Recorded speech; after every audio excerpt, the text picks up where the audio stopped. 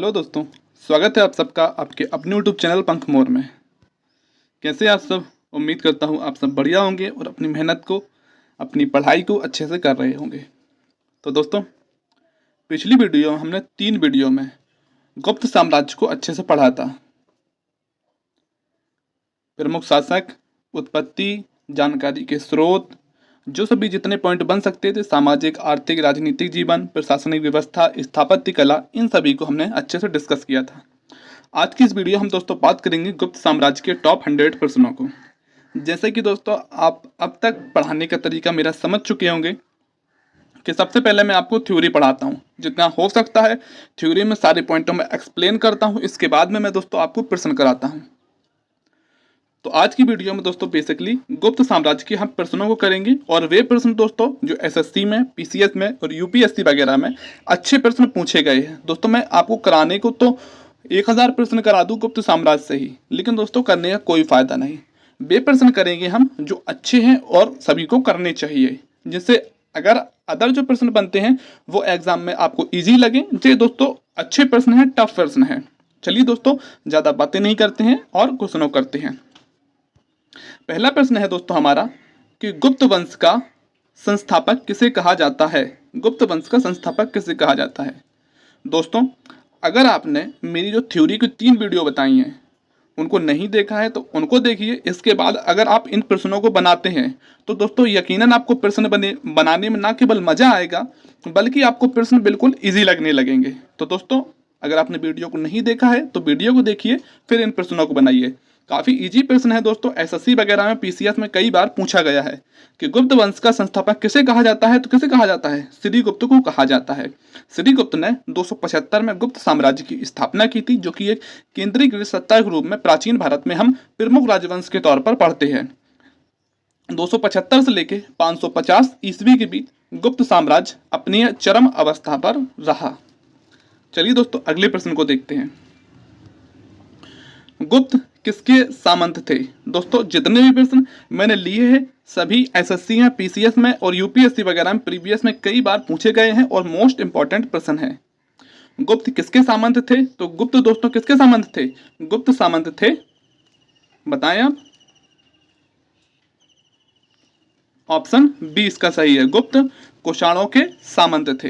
दोस्तों, जब मैंने थ्योरी को पढ़ाया था, जो जितने भी पॉइंट आप प्रश्नों के रूप में देख रहे हैं, सभी पॉइंटों को मैंने अच्छे से एक्सप्लेन किया था। और मेरे फिर कराने का दोस्तों सिर्फ यही मकसद रहता है कि हमने जो थ्योरी को पढ़ी है उसको हम अपने प्रश्नों में अप्लाई कर पा रहे हैं या नहीं कर पा रहे हैं। अगर दोस्तों हमसे प्रश्न बन रहे हैं अच्छे से तो बहुत अच्छी बात है, क्योंकि हमें थ्योरी से हम प्रश्नों को बना पा रहे हैं। लेकिन अगर हमने थ्योरी पढ़ ली है और प्रश्न हमसे नहीं बन रहे हैं तो दोस्तों आप थ्योरी को दोबारा से पढ़िए और फिर इन प्रश्नों को बनाइए।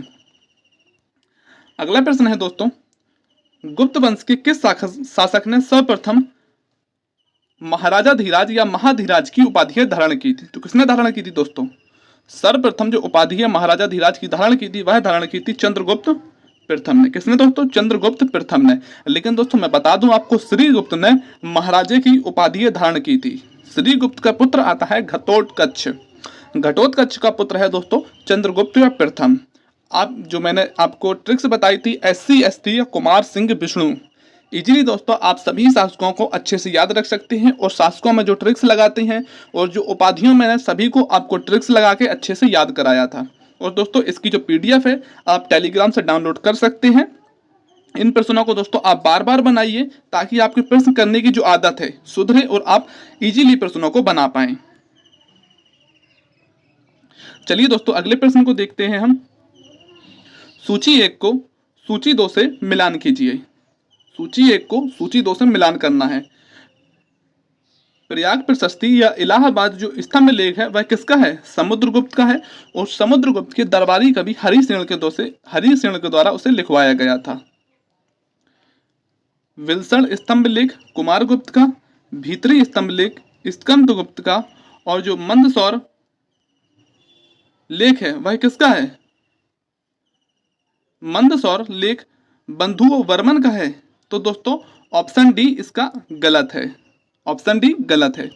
जैसा कि दोस्तों आप जानते हैं कि प्रश्नों को हम जितना एक्सप्लेन करना होता है, जितने अच्छे से समझाना होता है, मैं आपको थ्योरी में बताता हूँ। जितने तरीके से एक प्रश्न से एग्जामिनर प्रश्न बना सकता है सभी को मैं बताता हूँ, लेकिन प्रश्न सिर्फ मैं आपको इस उद्देश्य से कराता हूँ कि जो थ्योरी हमने पढ़ी है उसको हम देख पाएं कि हाँ एग्जामिनर ने किस तरीके से प्रश्न बनाए हैं और जो प्रीवियस ईयर प्रश्न बने हैं क्या हमसे बन पा रहे या नहीं बन पा रहे। अगला प्रश्न है दोस्तों, खगोल विज्ञानियों और गणितज्ञ था, क्योंकि दोस्तों हमने देखा था कि चंद्रगुप्त द्वितीय विक्रमादित्य के दरबार में कितने 9 रत्न थे, जिनमें से एक रत्न थे आर्यभट्ट। कौन दोस्तों? आर्यभट्ट। आर्यभट्ट एक खगोल विज्ञानी गणितज्ञ थे। एसएससी 2002 का प्रश्न पूछा गया है। आप दोस्तों अगर पंख मोर हमारी फैमिली के साथ जुड़े हुए हैं तो आपको पता होगा कि हाँ पहले हम एसएससी वगैरह के, रेलवे वगैरह के थोड़े से जो इजी प्रश्न होते हैं उनको करते हैं, इसके बाद में फिर हम पीसीएस वगैरह के, फिर यूपीएससी वगैरह के जो मोस्ट इंपॉर्टेंट प्रश्न हैं उनको हम करते हैं। अगला प्रश्न है दोस्तों, गुप्त शासकों की दरबारीय भाषा थी। गुप्त शासकों की दरबारीय भाषा क्या थी? गुप्त शासकों की जो दरबारीय भाषा थी दोस्तों वह थी संस्कृत। क्या थी? संस्कृत भाषा थी, जो कि एसएससी 2021 का पूछा हुआ प्रश्न है। मैं बता दूं आपको, संस्कृत भाषा को जो लोग बोलते थे वह ब्राह्मण होते थे, और जो महिलाएं तथा जो वैश्य होते थे वह जो होते थे प्राकृतिक भाषा को बोलते थे। अगला प्रश्न है दोस्तों, इतिहासकार बी ए स्मिथ ने किसकी विजयों से प्रभावित होकर भारत का नेपोलियन कहकर पुकारा है? तो भारत का नेपोलियन यह भी पूछा गया है दोस्तों कि किसने किसने समुद्रगुप्त को भारत का नेपोलियन कहा था? तो किसने कहा है? बी.ए. स्मिथ ने कहा है। और किसे कहा है भारत का नेपोलियन? तो वह कहा है दोस्तों समुद्रगुप्त को। किसको दोस्तों? समुद्रगुप्त कहा। क्यों कहा है? कि समुद्रगुप्त ने उत्तर भारत में तथा दक्षिण भारत में कई विजयों को किया था। उत्तरापथ की विजय समुद्रगुप्त ने की थी, दक्षिणापथ की विजय भी दोस्तों समुद्रगुप्त ने की थी। दक्षिणापथ की विजय में समुद्रगुप्त ने 12 प्रमुख शासकों को हराया था, जो कि ये प्रयाग प्रशस्ति में लिखा गया है और जो हरिसेन के द्वारा लिखी गई थी। तो भारत का नेपोलियन दोस्तों किसे कहा जाता है? तो समुद्रगुप्त को कहा जाता है। अब देख सकते हैं कितना इंपॉर्टेंट है। SSC 2002, RRB 2003, 2004, PCS 1990, Chhattisgarh PCS 2005 और बीपीएससी 2015। और ना जाने दोस्तों कितनी बार हजारों एग्जाम में यह पूछा गया है कि भारत का नेपोलियन किसे कहा जाता है, 100 युद्धों का राजा किसे कहा जाता है, कई बार पूछा गया है। अगला प्रश्न देखते हैं दोस्तों, गुप्त वंश का वह राजा कौन था जिसने हूणों को भारत पर आक्रमण करने से रोका? किसने रोका था? हमने दोस्तों अच्छे से याद किया था कि जो सर्वप्रथम हूणों का आक्रमण होता है वह किसके शासनकाल में होता है? स्कंदगुप्त के शासनकाल में हूणों का आक्रमण होता है, और इसी ने हूणों को 2 बार हराया था, और जिसके बाद 50 वर्षों तक हूणों ने गुप्त साम्राज्य को नहीं छेड़ा था। और जैसे ही स्कंदगुप्त की मृत्यु होती है और उसके जो पुत्र आते हैं वह अल्पज्ञ थे तथा अदूरदर्शी थे, जिनके नेतृत्व में हूणों ने आक्रमण किया और अपनी यह केंद्रीकृत पंजाब वाले क्षेत्रों में अपनी यह सत्ता को स्थापित किया। दोस्तों क्वेश्चन को हम ज्यादा एक्सप्लेन नहीं करेंगे, क्योंकि जितना पढ़ना था, जितना एक्सप्लेन करना था, याद करना था, हम थ्योरी में कर चुके हैं। अगर दोस्तों मैं आपसे बार बार यही कहता हूं कि आप थ्योरी को देखिए। अगर आपने नहीं पढ़ी है थ्योरी, आप थ्योरी को देखिए। 3 क्लासें हैं दोस्तों। अगर आप 1.5x की स्पीड में भी देखेंगे तो आप इजीली 1 घंटे में आप देख पाएंगे, 1-1.5 घंटे में देख लेंगे। इसके बाद इसको बनाएंगे दोस्तों, आपको बहुत कॉन्फिडेंस आएगा और आपसे एग्जाम में भी प्रश्न अच्छे से बनेंगे। क्योंकि दोस्तों ये वो प्रश्न हैं जो अच्छे प्रश्न हैं और आपको बार बार इन्हीं प्रश्नों को लगाना चाहिए, और बार बार लगाना चाहिए आपको। इसलिए आप बार बार वीडियो को ना देखें, टेलीग्राम से पीडीएफ को डाउनलोड कर लें और इनको बार बार बनाएं, और यही प्रश्न आपको यकीनन एग्जाम में देखने को मिलेंगे। गुप्त राजवंश किस लिए प्रसिद्ध था? किस लिए प्रसिद्ध था? कला एवं स्थापत्य के लिए, राजस्व एवं भूमि कर के लिए, साहित्यिक कार्यों के संरक्षण के लिए, साम्राज्यवाद के लिए। तो दोस्तों गुप्त राजवंश जो प्रसिद्ध था वह अपने कला एवं स्थापत्य के लिए प्रसिद्ध था। क्यों दोस्तों? कि आप देखते हैं कि मंदिर निर्माण की जो शैली का विकास होता है वह कब होता है?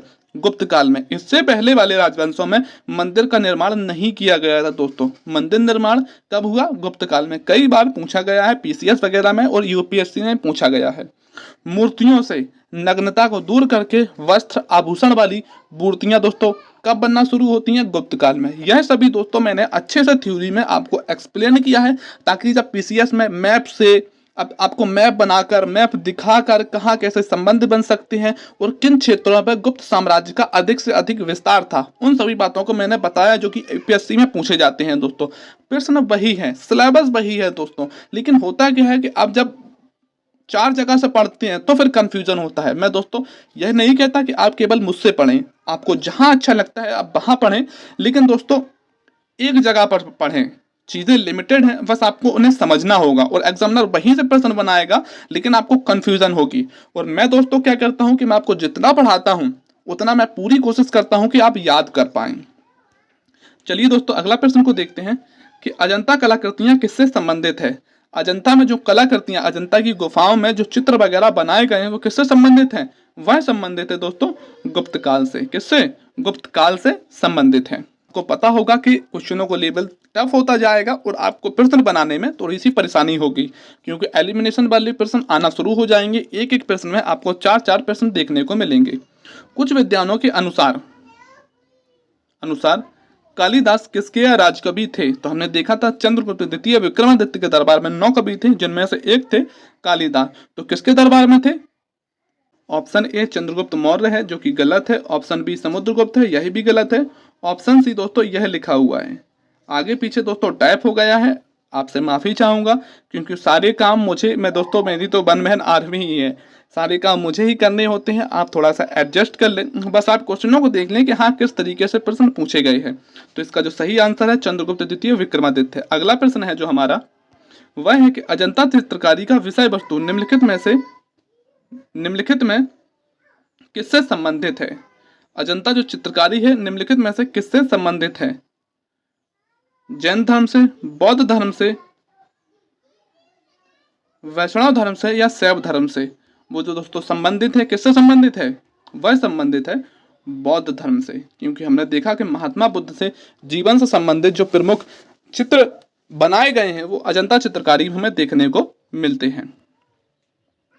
अगला प्रश्न है दोस्तों कि उत्तर गुप्त युग में जो विश्वविद्यालय प्रसिद्ध हुआ वह था।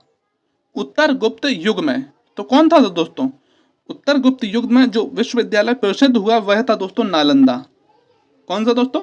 नालंदा विश्वविद्यालय उत्तर गुप्त में, यानी कि उत्तर जो काल रहा है उसमें हमने देखा था कि नालंदा विश्वविद्यालय सबसे प्रसिद्ध रहा है। अब उत्तर वैदिक काल की मैंने वीडियो आपको डाल दी है, आप उसे देख सकते हैं और इससे आप प्रश्न इजीली बना पाएंगे।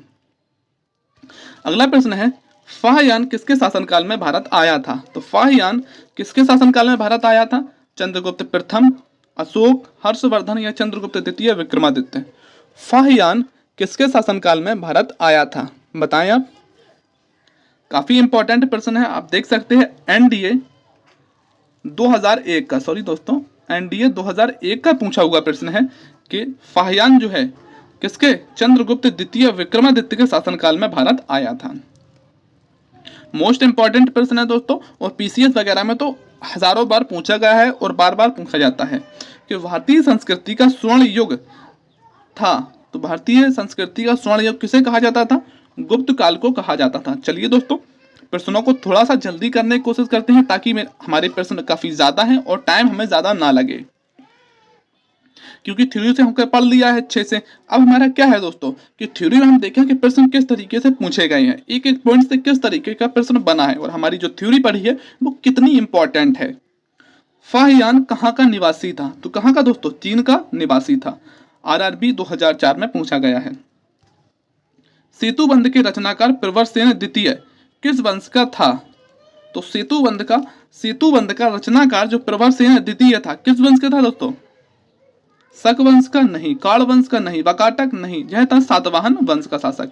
आरआरबी 2004 में पूछा गया है। इसमें दोस्तों मैंने आपको रेलवे के लिए, रेलवे के, एसएससी के, सभी स्टेट एग्जाम के, पीसीएस के सभी और यूपीएससी के अच्छे प्रश्नों को लिया है। सभी प्रश्नों को नहीं लिया है, क्योंकि दोस्तों जो प्रश्न बार बार पूछे गए हैं, जैसे कि गुप्त साम्राज्य की स्थापना किसने की थी? तो श्रीगुप्त ने। यह प्रश्न दोस्तों हजारों बार पूछा गया है। अब दोस्तों बार बार नहीं लिया, एक प्रश्न को मैंने एक बार लिया है और मोस्ट इंपॉर्टेंट प्रश्न है जो बार बार पूछे गए हैं। किस गुप्तकालीन शासक को कविराज कहा जाता था। दोस्तों कविराज बता दूं मैं आपको, कहा जाता था समुद्रगुप्त। क्यों कहा जाता था? कि इसके सिक्कों पर इसे बीड़ा बजाते हुए दिखाया गया है। क्या दोस्तों? बीड़ा बजाते हुए, इसलिए समुद्रगुप्त को कविराज की उपाधि दी गई। अब एक और जहां समुद्रगुप्त को 100 युद्धों का राजा, भारत का नेपोलियन कहा जाता है, और दूसरी तरफ उसे कविराज कहा जाता है। पूछा गया है यह भी दोस्तों कि समुद्रगुप्त किस वाद्य यंत्र में माहिर था? तो किसमें? बीड़ा बजाने में माहिर था, क्योंकि उसके सिक्कों पर बीड़ा बजाते हुए उसे दिखाया गया है। स्कंदगुप्त के किस स्तंभ लेख में सक्रोपम कहा गया है? स्कंदगुप्त का दोस्तों कौन सा? स्कंदगुप्त को किस स्तंभ लेख में सक्रोपम कहा गया है? तो प्रयाग प्रशस्ति तो दोस्तों गलत है, समुद्रगुप्त की है। तो स्कंदगुप्त का जो दोस्तों मंदसौर अभिलेख है, कौन सा दोस्तों? स्कंदगुप्त का मंदसौर में सक्रोपम कहा गया है। यह दोस्तों पीसीएस में, यूपी पीसीएस में पूछा गया था एक बार कि किसको सक्रोपम कहा जाता है या किसकी उपाधि है सक्रोपम है? तो किसकी है? स्कंदगुप्त की है। अगला प्रश्न है दोस्तों कि श्रीलंका के राजा मेघवर्मन ने किस स्थान पर महात्मा बुद्ध के मंदिर बनवाने के लिए समुद्रगुप्त से अनुमति मांगी थी? बताइए दोस्तों कि यह प्रश्न हमने किया था या नहीं किया था। यकीनन दोस्तों आपने प्रश्न को देखा होगा और आपके चेहरे पर स्माइल आ गई होगी कि कहाँ पे दोस्तों? समुद्रगुप्त से बोधगया में महात्मा बुद्ध की प्रतिमा बनवाने के लिए समुद्रगुप्त से किसने? मेघवर्मन, जो कि श्रीलंका के राजा थे, उन्होंने अनुमति मांगी थी। मंदिर निर्माण कला का जन्म सर्वप्रथम कब हुआ? यह प्रश्न दोस्तों ना जाने कितने बार पूछा गया है और कई बच्चे से गलत करते हैं। मंदिर निर्माण कला का जो जन्म हुआ है सर्वप्रथम किसमें हुआ है? गुप्त काल में हुआ है। अगला प्रश्न है दोस्तों हमारा कि चंद्रगुप्त द्वितीय ने विक्रमादित्य की उपाधि कब धारण की थी? शकों के उन्मूलन के बाद, गुप्त सिंहासन पर बैठने के बाद, चांदी के सिक्के जारी करने पर, या उपयुक्त सभी? तो दोस्तों हमने अच्छे से पढ़ा था कि चंद्रगुप्त द्वितीय या विक्रमादित्य ने जो विक्रमादित्य की उपाधि धारण की थी वह की थी दोस्तों शकों के उन्मूलन के बाद। शकों के उन्मूलन के बाद चांदी के सिक्के भी जारी किए थे दोस्तों, और विक्रमादित्य की उपाधि भी धारण की थी। अगला प्रश्न है दोस्तों, गुप्त काल में सर्वाधिक लोकप्रिय देवता कौन थे? तो गुप्त काल में जो सर्वाधिक लोकप्रिय देवता थे वह कौन थे? वह थे विष्णु, भगवान विष्णु थे। चंद्रगुप्त द्वितीय ने अपनी किस विजय की खुशी में चांदी के सिक्के जारी किए? तो हमने देखा दोस्तों किस विजय की खुशी में? ऑप्शन ए है बल्हीक प्रदेश के जीतने के बाद, हुड़ों को परास्त करने के बाद, शकों को पराजित करने पर। ऑप्शन सी दोस्तों जो है, ऑप्शन सी यह है दोस्तों शकों को पराजित करने के बाद। थोड़े दोस्तों ऑप्शंस आगे पीछे हो गए हैं, बस आपको प्रश्न समझ में आ रहा होगा कि किसको शकों को पराजित करने के बाद। यह है दोस्तों ऑप्शन सी, और ऑप्शन डी फिर यह लिखा हुआ है।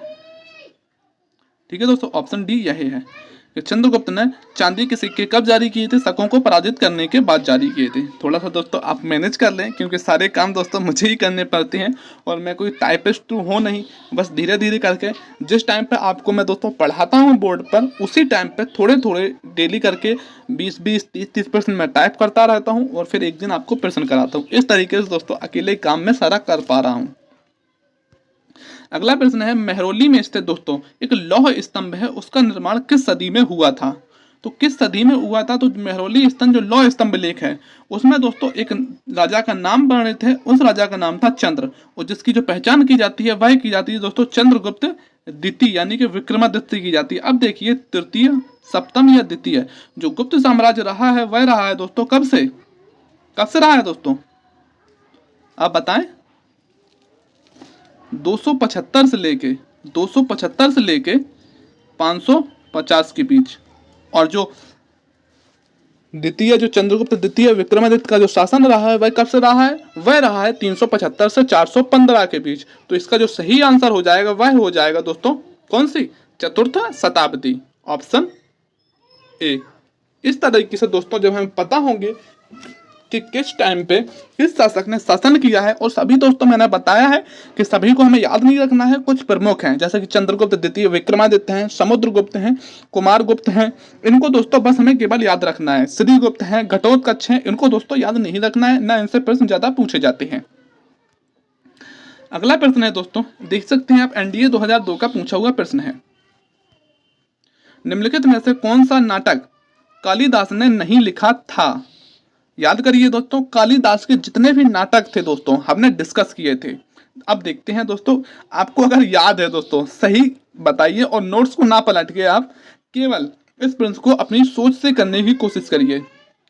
मालविकाग्निय मित्रम, अभिज्ञान शकुंतलम, विक्रमो उर्वश्यम। आप देख सकते हैं लास्ट पे सभी के माँ आ रहा है, ये मित्र नहीं है दोस्तों, मित्रम है, मित्रम। सभी के लास्ट में माँ आ रहा है, इसलिए ए है, बी है और सी है, लेकिन डी जो है वो जानकी हरण, इसकी रचना दोस्तों कालिदास ने नहीं की है। तो इजीली आप आंसर निकाल सकते थे। एमपीपीएससी 2005 का पूछा हुआ प्रश्न है दोस्तों।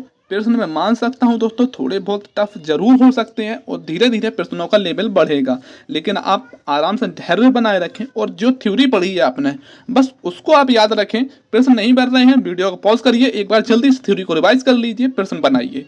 देखिए आपसे चुटकियों में प्रश्न बनेंगे और आपको प्रश्न करने में मजा भी आएगा, क्योंकि दोस्तों जब हमें इंटरेस्ट आएगा तभी चीजें हमें फिर याद होंगी। जबरदस्ती चीजों को हम खुद के ऊपर थोप नहीं सकते। अगला प्रश्न को देखते हैं दोस्तों कि सुदर्शन झील जिसका निर्माण चंद्रगुप्त मौर्य के सौराष्ट्र प्रांत के गवर्नर पुष्यगुप्त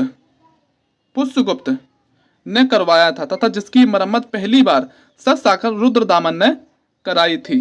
और दूसरी बात, मरम्मत किसने कराई थी? जो कौन सी दोस्तों, एक झील है सुदर्शन झील, सुदर्शन झील का निर्माण चंद्रगुप्त मौर्य ने करवाया था। और इसमें से जो दोस्तों नहरें निकाली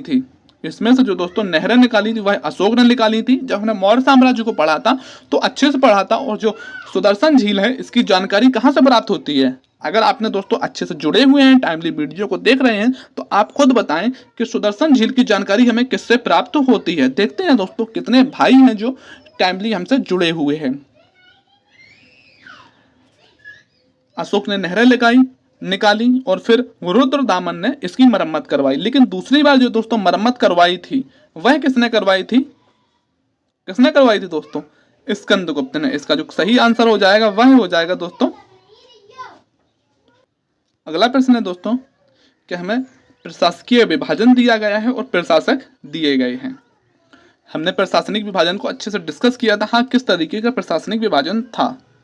जो भुक्ति या प्रांत होता था उसका जो प्रमुख होता था वह होता था दोस्तों ऊपरिक। कौन होता था? ऊपरिक। विषय का प्रमुख होता था विषयपति, ग्राम का होता था ग्रामिक, और नगर का होता था नगरपति। तो इसमें दोस्तों आपको मैंने एलिमिनेशन ऑप्शन नहीं दिया है। आप मेरे बताने से पहले वीडियो को पॉज करके प्रश्न को मिलाया कीजिए। मैं एलिमिनेशन इसीलिए नहीं देता हूं कि आपको अगर एक भी पता होगा तो आप लगा लेंगे। मैं चाहता हूं आपको सभी पता हो, क्योंकि एग्जामिनर किसी भी तरीके से अगर एक देता है, दो देता है, या सभी को देता है, या एक आध तो चेंज करके देता है, तो भी आप फिर अपनी आंसर को एलिमिनेशन से लगा पाए। लेकिन दोस्तों शुरू से ही आपको एलिमिनेशन की आदत नहीं डालनी है। कौन सुमिलित नहीं है? आपको दोस्तों अधिकारी दिए गए हैं, और किस विभाग के यह प्रमुख अधिकारी थे वो दिए गए हैं। आप दोस्तों गुप्त जो साम्राज्य हमने पढ़ा है उसका वीडियो देखिए आप, कौन सा? दूसरा, जिसमें हमने अच्छे से ट्रिक से याद किया था। जैसे कि पहला अधिकारी है महासंधीय विग्रह, संधि आया बीच में तो आप याद करिए संधियों का युद्ध तथा संधि का मंत्री जो होता था वह होता था महासंधि विग्रह। महादंड नायक, तो महादंड नायक दंड कौन देता है दोस्तों? कौन देता है? महादंड नायक तो होता था सेना का जो सर्वोच्च अधिकारी होता था, सेना या न्याय का जो सर्वोच्च अधिकारी होता था वह होता था महादंड नायक। विनय स्थितीय संस्थापक, जो धार्मिक मामलों का या शिक्षा का जो प्रमुख अधिकारी होता था वह होता था दोस्तों कौन? विनय स्थितीय संस्थापक। और एक होता था महाअश्वपति, तो अश्व इसमें पहले से आ रहा है, तो जो महाअश्वपति पूछ रहा है दोस्तों कौन सम्मिलित नहीं है? तो नहीं है दोस्तों, जो महाअश्वपति होता था जो अश्व सेना का प्रमुख होता था, ना कि दोस्तों गज सेना का। तो यह गलत हो जाएगा हमारा। अगला प्रश्न है दोस्तों, गुप्त वंश ने किस अवधि तक शासन किया? गुप्त वंश ने किस अवधि तक शासन किया? तो किस अवधि तक हमने देखा दोस्तों, गुप्त वंश ने जो शासन किया है वह किया है 224 से लेके 302, सॉरी दोस्तों, जो शासन किया है वह किया है दोस्तों 275 से लेके 550 तक, 275 से लेके 550 तक गुप्त वंश ने शासन किया है। अब देखिए इसकी करीब में कौन सा है, 275 से लेके 550 तक। अब 550 देखो 597 है इसमें, यह तो यह नहीं हो सकता। 324 तक है, यह गलत है दोस्तों। 375 तक है, यह भी गलत है। यह दोस्तों करीबी है, क्योंकि दोस्तों 275 में श्रीगुप्त के द्वारा इसकी स्थापना की जाती है, लेकिन गुप्त वंश का जो वास्तविक संस्थापक माना जाता है, जिससे गुप्त वंश का विस्तार होना शुरू हुआ, वह दोस्तों चंद्रगुप्त प्रथम था। और चंद्रगुप्त प्रथम दोस्तों कब शासक बनता है, 319 से लेकर 335 तक शासन करता है चंद्रगुप्त प्रथम। इसीलिए दोस्तों 319 से लेकर 500 तक का जो टाइम पीरियड है सही हो जाएगा। हो सकता है दोस्तों आपको एग्जामिनर बिल्कुल ना दे, देख सकते हैं छत्तीसगढ़ 2003 में पूछा गया है, लेकिन आज जब रट लेते हैं 275 से 550 देगा तभी हम सही लगाएंगे। इसका ऑप्शन पहला सही माना है आयोग ने, और जिन्होंने गलत किया है उनका नंबर भी कटा था। अगला प्रश्न है, निम्नलिखित शासकों में से किस एक ने 4 अश्वमेध यज्ञ संपादित किए थे? तो दोस्तों अगर आपने पिछली वीडियो देखी होगी तो आप दोस्तों आराम से इसका आंसर बता पाएंगे, लेकिन अगर आपने दोस्तों पिछली वीडियो को नहीं देखा है और आप अगर गुप्त साम्राज्य को समझ के लगा रहे होंगे तो यकीनन आप गलत लगाएंगे। बताएं आप पहले। मैं दोस्तों आपसे जानना चाहता हूं कि इसका आंसर आप क्या लगाएंगे कि किसने 4 अश्वमेध यज्ञ किए थे। चलिए दोस्तों मैं ही बता देता हूं कि जो 4 अश्वमेध यज्ञ किए थे वह किए थे प्रवरसेन प्रथम ने। किसने किए थे? प्रवरसेन प्रथम ने किए थे। अब आप सोच रहे होंगे यह क्यों सही हुआ, तो दोस्तों देख लेते हैं। इसी वंश के शासक प्रवरसेन द्वितीय, यह दोस्तों प्रवरसेन प्रथम है जिन्होंने 4 अश्वमेध यज्ञ किए थे, और इसी वंश के शासक थे एक प्रवरसेन द्वितीय जिनकी रुचि साहित्य में थी और जिन्होंने सेतुबंध की रचना की थी। सेतुबंध की रचना किसने की थी? प्रवरसेन द्वितीय ने की थी। मोस्ट इंपॉर्टेंट है और जो पूछा गया है। आप दोस्तों मौर्य साम्राज्य की और जो हमने विदेशीय तथा स्वदेशीय मौर्योत्तर काल में राजवंशों को पढ़ा था उससे यह प्रश्न दोस्तों संबंधित है, और एग्जाम में देख सकते हैं कितना इंपॉर्टेंट है। मेंस 2003 और मेंस 2011 में पूछा गया है। दोस्तों एकमात्र शासक गुप्त वंश का जिसने अश्वमेध यज्ञ किए थे वह कौन था? आप कमेंट से बताएं। केवल एक शासक है जिसने अश्वमेध यज्ञ किए थे, वह दोस्तों एक अश्वमेध यज्ञ किया था, ना कि 4। अगला प्रश्न है, भारत का नेपोलियन किसे कहा जाता है? हमने देखा दोस्तों किसे? समुद्रगुप्त को कहा जाता है। मोस्ट इंपॉर्टेंट प्रश्न है। निम्नलिखित में से किस गुप्त राजा का एक अन्य नाम देवगुप्त था? देवगुप्त था, तो देवगुप्त किसका था दोस्तों बताएं आप? चंद्रगुप्त द्वितीय, समुद्रगुप्त या कुमारगुप्त? इसका जो दोस्तों सही आंसर हो जाएगा, याद करिए दोस्तों हमने ट्रिक से क्या याद किया था कि देवगुप्त किसकी उपाधि है? वह है चंद्रगुप्त द्वितीय की। किसकी है? चंद्रगुप्त द्वितीय की।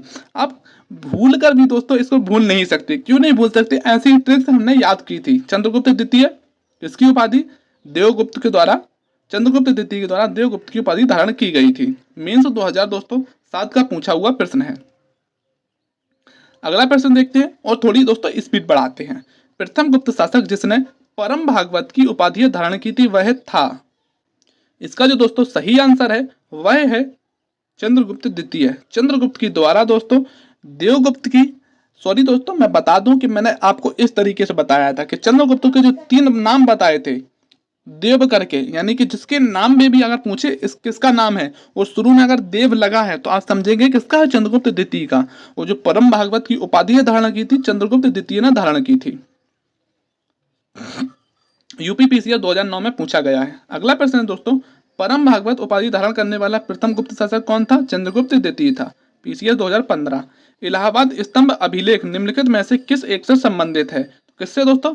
समुद्रगुप्त से संबंधित है। जैसे इलाहाबाद स्तंभ लेख कहें या प्रयाग प्रशस्ति इस पर खुदी हुई है, जो किसके द्वारा? समुद्रगुप्त के दरबारी कवि हरिसेन के द्वारा खुदवाई गई थी।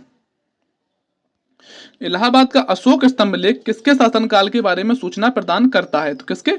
समुद्रगुप्त के शासनकाल के बारे में सूचना प्रदान करता है। पीसीएस मेंस दोस्तों 2004 का है और मोस्ट इंपॉर्टेंट है, क्योंकि जो प्रयाग प्रशस्ति है या जो इलाहाबाद स्तंभ लेख है उसका निर्माण अशोक के द्वारा करवाया गया था, और प्रयाग प्रशस्ति की जो रचना की गई उसके द्वारा वह समुद्रगुप्त के द्वारा की गई थी। इसे रानी का अभिलेख भी कहा जाता है दोस्तों, और जहांगीर के द्वारा इस पर अपने लेख भी खुदवाए गए थे। आगे जब हम देखेंगे यह सभी प्रश्न आपको देखने को मिलेंगे, और मोस्ट इंपॉर्टेंट प्रश्न है दोस्तों, प्रयाग प्रशस्ति किसके सैन्य अभियान के बारे में जानकारी देती है? तो किसके? समुद्रगुप्त के सैन्य अभियान के बारे में हमें जानकारी देती है। आप दोस्तों देख लें कि किस एग्जाम में पूछा गया है, मैं आपको नहीं बता रहा हूं, इसीलिए मैंने दिखाया कि आप देख सके कि कोई एक भी प्रश्न दोस्तों मैंने फालतू का नहीं कराया है कि आपने मन से मैंने लिख दिया हो। सारे प्रश्न प्रीवियस ईयर पीसीएस यूपीएससी के पूछे हुए टॉप प्रश्न हैं। समुद्रगुप्त के प्रयाग प्रशस्ति में कौशल के राजा या शासक का नाम क्या था? क्या था दोस्तों? कौशल के जो शासक का नाम बताया गया था वह बताया गया था महेंद्र। ऑप्शन सी इसका करेक्ट आंसर हो जाएगा। अगला प्रश्न है दोस्तों कि समुद्रगुप्त के प्रयाग प्रशस्ति वाले स्तंभ लेख पर निम्नलिखित में से किसका लेख मिलता है? किसका लेख मिलता है? जहांगीर का लेख मिलता है। यूपी आरओ 2016 का प्रश्न पूछा गया है। यूपीएससी में भी दोस्तों यह प्रश्न एक बार पूछा गया था कि समुद्रगुप्त के प्रयाग प्रशस्ति स्तंभ लेख में किसका लेख मिलता है? तो जहांगीर का लेख मिलता है। ठीक है दोस्तों, चलिए। प्रथम वीर या प्रथम वीर की उपाधि थी, किसकी थी? प्रथम वीर कहें दोस्तों या 100 युद्धों का राजा कहें तो किसे कहा जाएगा? आप खुद बताइए किसे कहा जाता है? समुद्रगुप्त को, जिसने उत्तरापथ तथा दक्षिणापथ की विजय की थी। और दक्षिणापथ के दौरान जिन 12 प्रमुख राजाओं को हराया था और जिनसे प्रश्न बनते हैं उसको भी हमने डिस्कस किया था। 2016 पीसीएस में पूछा गया। अब दोस्तों वह जमाना गया जब आपसे लिमिटेड पॉइंट ही पूछे जाते थे, तो आप उनको याद कर लेते थे और काम हो जाता। लेकिन दोस्तों आप देख सकते हैं कि पीसीएस वगैरह में भी अच्छे प्रश्न पूछे जाने लगे हैं। निम्नलिखित कथन पढ़िए और सही आंसर के जवाब देने हैं कि कौन सी सही है। हरीश सेन समुद्रगुप्त के दरबार में प्रसिद्ध कवि थे, बिल्कुल सही है दोस्तों। उसने देवी चंद्रगुप्तम महाकाव्य की रचना की थी दोस्तों, यह गलत है। वह प्रयाग प्रशस्ति का भी रचयिता है, तो सही है। पहला और तीसरा सही हो जाएगा, तो ऑप्शन डी ये सही हो जाएगा। इस तरीके से दोस्तों हम प्रश्नों को करेंगे, और पेपरों में हो या घर पे हो दोस्तों आपको बड़बड़ाना नहीं है कि आप टेंशन लें या हमसे प्रश्न नहीं बन रहे हैं। आप सोचें कि आपने जितनी साल भर मेहनत की है तो शायद उतनी कोई नहीं कर सकता, और आप अगर धैर्य बनाए रखेंगे, प्रश्नों को अच्छे से पढ़ेंगे और तर्क के हिसाब से जवाब देंगे, ना कि तुक्के के हिसाब से, तो यकीनन दोस्तों आपको प्रश्नों में मजा आएगा। किस तरीके से? अब आपको पाठ को अच्छे से पढ़ लेते हैं, भले ही आपको चैप्टर के बारे में कुछ ना पता हो या जो पॉइंट पूछा गया उसके बारे में, आप कोशिश करिए कि 3 पॉइंट को आप किस तरीके से काट सकते हैं, फिर अपना आंसर निकालिए। पीसीएस 2017 का पूछा हुआ प्रश्न है।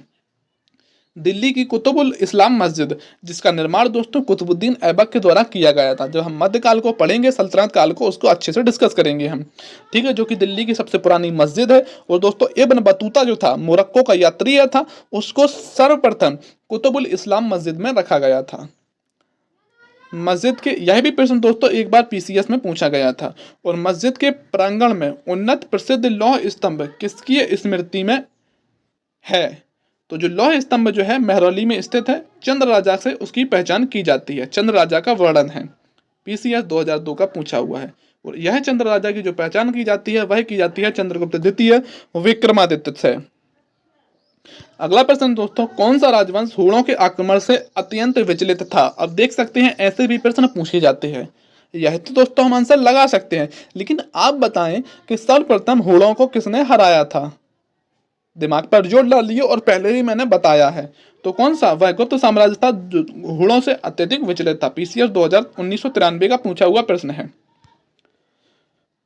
हूणों ने भारत पर आक्रमण किया, किसके? स्कंदगुप्त के शासनकाल में। ऑप्शन सी इसका करेक्ट है, मीन्स 2006 में पूछा गया है। पॉइंट दोस्तों प्रश्न लिमिटेड है, लेकिन एग्जामिनर उन्हीं प्रश्नों को घुमा कर पूछता है, तो आपको लगता है यह प्रश्न कहाँ से पूछ दिया।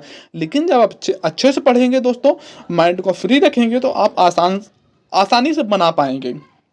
मैं भी दोस्तों जब आपको प्रश्न कराता हूँ तो ऐसा नहीं है दोस्तों कि मैं आपके अपने सामने कॉपी को रख के बैठता हूँ या आपको देख के प्रश्न कराता हूँ। मैं दोस्तों कभी आपको प्रश्न देख के नहीं कराता।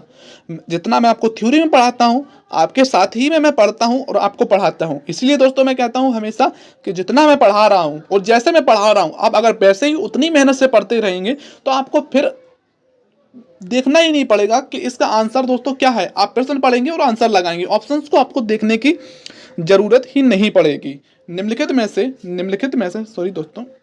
में से किस गुप्त शासक ने हुणों को पराजित किया था? तो स्कंदगुप्त ने। मीम्स 2004 का पूछा हुआ प्रश्न है। अगला प्रश्न है दोस्तों, गुप्त साम्राज्य जिसने हुणों को पराजित किया, तो किसने? स्कंदगुप्त ने। यह प्रश्न दोस्तों ना जाने लाखों बार एसएससी में, पीसीएस में, यूपीएससी में कितने बार पूछा गया है। और आप बताएं दोस्तों, जो सर्वप्रथम हुणों का आक्रमण किया गया था वह किसके नेतृत्व में किया गया था? मोस्ट इंपॉर्टेंट है और मैंने बताया है। अब दोस्तों आप कमेंट्स बॉक्स में तोरमाड़ का नाम नहीं लेंगे, ना ही मिहिर कुल का। उम्मीद करता हूं दोस्तों आपने पढ़ा होगा। आप बताइए सर्वप्रथम किस राजा के या किस हुण शासक के नेतृत्व में भारत पर आक्रमण किया गया था, जो कि दोस्तों असफल रहा था? किस अभिलेख से ज्ञात होता है कि स्कंदगुप्त ने हुणों को पराजित किया था? तो किससे दोस्तों? भीतरी, स्कंदगुप्त के भीतरी लेख से यह ज्ञात होता है कि स्कंदगुप्त ने हुणों को पराजित किया था। अगला प्रश्न है आरओ यारो 2014 का पूछा हुआ प्रश्न है। अब कुछ बच्चे कहते हैं सर आरओ यारो में तो बहुत अच्छे प्रश्न बनते हैं। अच्छे दोस्तों कुछ नहीं होता है। अगर आपने थ्योरी को अच्छे से पढ़ा होगा तो आप प्रश्नों को भी आराम से बना पाएंगे। गुप्त साम्राज्य के पतन के विभिन्न कारणों में से निम्नलिखित कथनों में कौन सा सही नहीं है, कौन सा कारण नहीं है? हमने सबसे लास्ट जो तीसरी वीडियो थी उसमें देखा था कि प्रमुख कारण जो गुप्त साम्राज्य के पतन में रहे, हुणों का आक्रमण बिल्कुल ठीक है, प्रशासन का सामंतीय ढांचा, हाँ दोस्तों सामंतीय ढांचा एक प्रमुख विशेषता थी, क्योंकि जो गुप्त शासकों के द्वारा जिन मंत्रियों की नियुक्ति की गई थी और जो सामंत के तौर पर प्रशासन किया करते थे, उन्होंने ही खुद को स्वतंत्र घोषित कर दिया। उत्तरवर्तीय गुप्त शासकों का बौद्ध धर्म का स्वीकार करना बिल्कुल ठीक है, क्योंकि बौद्ध धर्म में हिंसा को मना किया गया था। अरबों का आक्रमण, यह दोस्तों बिल्कुल ही गलत है। जिसने पढ़ा भी नहीं होगा वह भी लगा पाएगा कि अरबों का आक्रमण और गुप्त काल से कोई संबंधित नहीं है। उत्तराखंड पीसीएस 2012 में पूछा गया। इस तरीके से दोस्तों आप आसानी से प्रश्नों को कर पाएंगे। ये दोस्तों है इनडायरेक्टली बनने वाले प्रश्न।